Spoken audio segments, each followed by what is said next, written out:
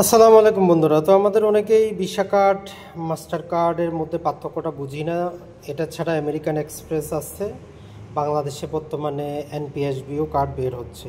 তো আসলে ভিসা, এই যে মাস্টার, এগুলো হচ্ছে একটা মোবাইল কোম্পানি। যেমন কেরিয়ার আছে, যেমন আপনি গ্রামীণ ফোন ব্যবহার করে কথা বলেন, রবি ব্যবহার করে কথা বলেন, একই রকম ভিসা একটা আমেরিকান কোম্পানি, মাস্টার কার্ডও একটা আমেরিকান কোম্পানি, আমেরিকান এক্সপ্রেস একটা আমেরিকান কোম্পানি।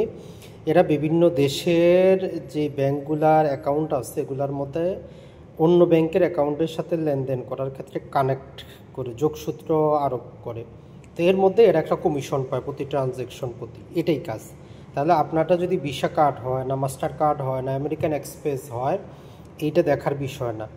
মূল কথাটা হচ্ছে আপনি যেই ব্যাংকে অ্যাকাউন্ট করেছেন তারা আপনাকে যেই সুবিধা দিবে সেটাই পাবেন। আর এই ভিসা লোগোযুক্ত অথবা মাস্টার কার্ড লোগোযুক্ত, যদি আপনি দেশে বা দেশের বাইরে এটিএম বুথ পান, আপনার যদি ভিসা অথবা মাস্টার কার্ডযুক্ত লোগোগুলো থাকে, ওইখান থেকে আপনি লেনদেন করতে পারবেন। তাও আবার ইন্টারন্যাশনাল হলে আপনার লিমিটের উপর নির্ভর করে।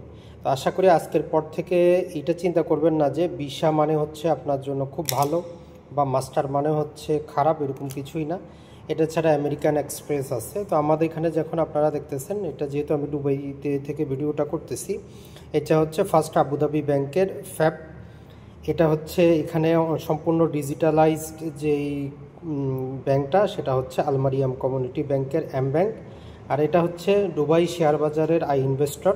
এটা ব্যবহার করে বিশ্বের যে কোনো প্রান্ত থেকে এখানে আমি টাকা জমা করে দুবাই শেয়ার বাজারে ইনভেস্ট কিন্তু করা যাবে।